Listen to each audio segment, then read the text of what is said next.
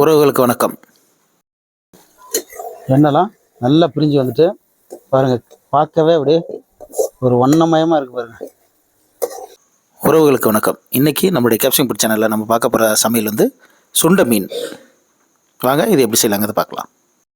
எத்தனை சூடாயிடுச்சு. இப்போ நம்ம எண்ணெய் ஊற்றலாம். அதுக்கு முன்னாடி இந்த சுண்ட மீனுக்கு தேவையான பொருட்களை பார்த்துடலாம். இந்த சுண்ட மீன் செய்கிறதுக்கு நீங்கள் எந்த மீன் வேணாலும் எடுத்துக்கலாம். சின்ன சின்ன மீன். நான் இன்றைக்கி எடுத்துருக்கிறது மத்தி மீன். அதை சின்ன சின்ன துண்டாக வெட்டியிருக்கேன். ஒரு 10 மீன் எடுத்துருக்கேன். பொடிசாக நறுக்குன 3 பெரிய வெங்காயம். தக்காளி கொஞ்சம் கூடுதலாக போட்டுக்கலாம். அதுக்கு ஒரு தக்காளி பொடிசாக நறுக்குனது, ஒரு பச்சை மிளகாய் பொடிசாக நறுக்குனது, கொஞ்சம் கருவேப்பிலை, 1/2 ஸ்பூனு மிளகு, 1/4 ஸ்பூனு சீரகம், 1/4 ஸ்பூனு சோம்பு. இதை வந்து 3த்தையும் ஒன்றா அரைச்சி வச்சுருக்கேன். 2 ஸ்பூனு வீட்டு குழம்பு மிளகாத்தூள், தேவையான அளவுக்கு நல்லெண்ணெய் எடுத்துருக்கேன். நீங்கள் எந்த எண்ணெய் வேணாலும் பயன்படுத்துங்க. தேவையான அளவுக்கு உப்பு. மறுபடியும் இந்த பொருள்லாம் பார்த்தோன்னா மீன், வெங்காயம், தக்காளி, பச்சை மிளகாய், கருவேப்பிலை, குழம்பு மிளகாத்தூள், மிளகு, சோம்பு, ஜீரகம் பேஸ்ட்டு, உப்பு, எண்ணெய். நம்ம வெங்காயம் போட்டுக்கலாம்.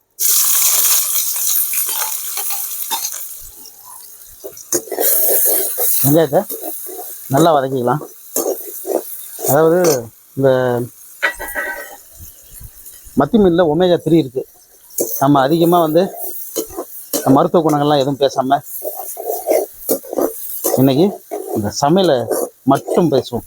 ஏன்னா ஒவ்வொரு யூடியூபரும் இப்போ வந்து ஒரு டாக்டர் மாதிரி ஆகிட்டே இருக்கிறாங்க. அதனால் நம்ம அதை பற்றி பேசுவோம்னா வெறும் ருசியை பற்றி மட்டும் பேசுவோம். மத்தி மீன் வந்து அவ்வளோ ருசியாக இருக்கும்.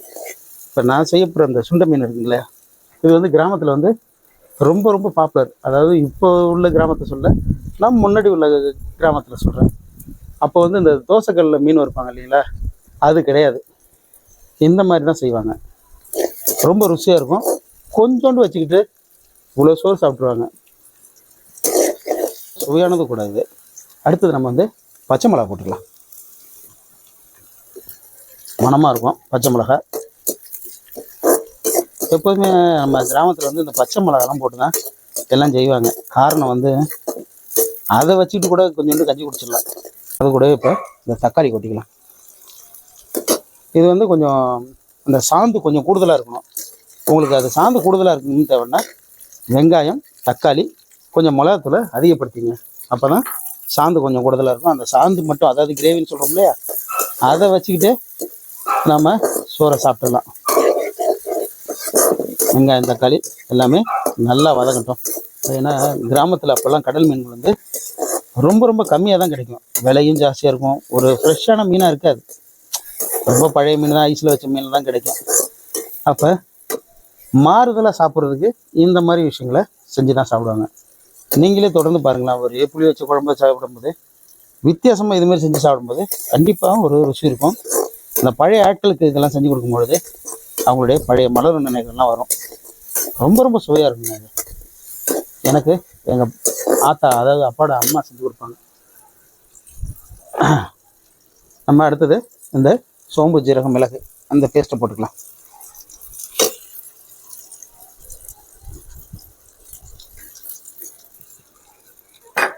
இதுவும் நல்லா பச்சை வாசனை போகிற அளவுக்கு வதக்கிடுங்க.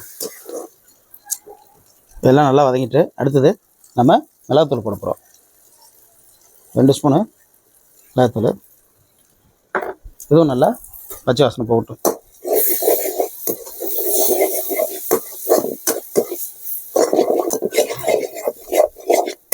நல்லா வதங்கிட்டு இந்த நேரத்தில் இந்த மீனையும் இதில் போட்டுடலாம்.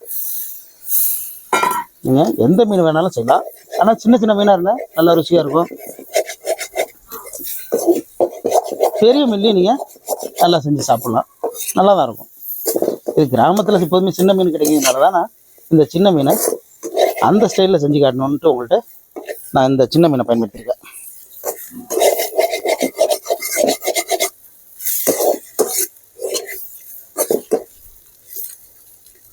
இப்போ நீங்கள் தேவையான அளவுக்கு தண்ணி ஊற்றுங்க. அதாவது இந்த மீன் மூழ்கிற அளவுக்கு தண்ணி ஊற்றிங்க.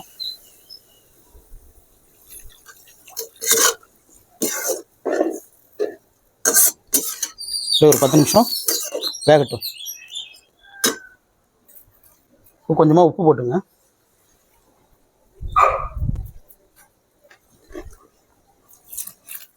மூடி போட்டு மூடி விட்டுடலாம். நம்ம அதை திறந்து பார்க்கலாம். நல்லா கொதிச்சு ரெடி ஆகிட்டு இருக்கு. அப்படியே கலைக்காமல் இருந்துங்க. இது ஏன் சுண்ட மீனுன்னா இதை சுண்ட சுண்ட வைக்கணும், அதனால தான் இதுக்கு பேர் சுண்ட மீன். மீனெல்லாம் உடஞ்சிடாத அளவுக்கு எடுத்து விடுங்க. இன்னும் நல்லா சுருண்டு வரட்டும் இந்த கிரேவி.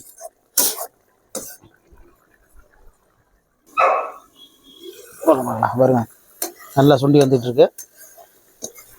இதே மீனை உடைக்காம அப்படியே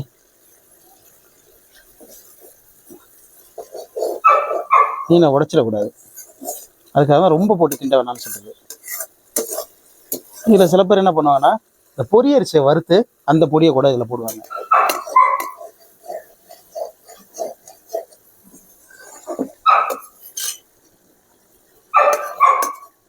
இப்போ நம்ம இந்த கருவேப்பிலை வச்சுருக்கோம் இல்லைங்களா, இதை அப்படியே இதில் போட்டுக்கலாம். கருவேப்பிலை போட்டோன்னே ஒரு வாசனை வருது பாருங்க, அப்படி சூப்பராக இருக்கும்.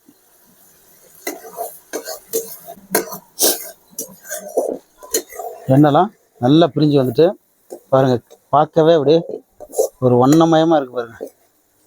நீங்கள் இந்த நேரத்தில் இறக்கி சோத்தில் போட்டு பிசைஞ்சு சாப்பிட்றனாலும் சாப்பிட்லாம், இல்லை இன்னும் திக்காக வச்சு கஞ்சி சோறுக்கு சாப்பிட்லாம்.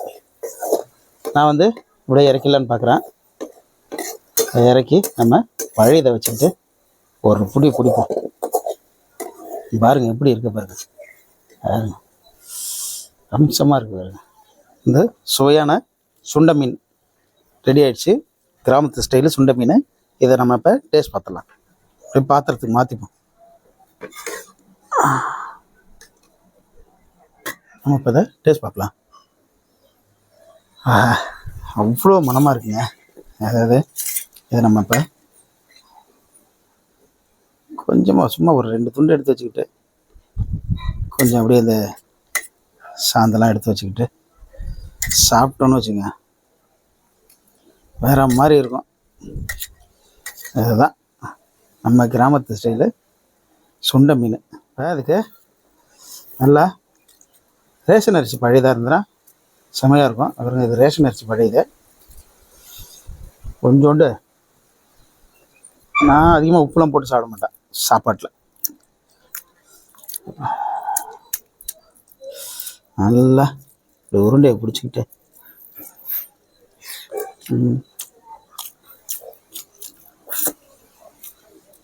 மகா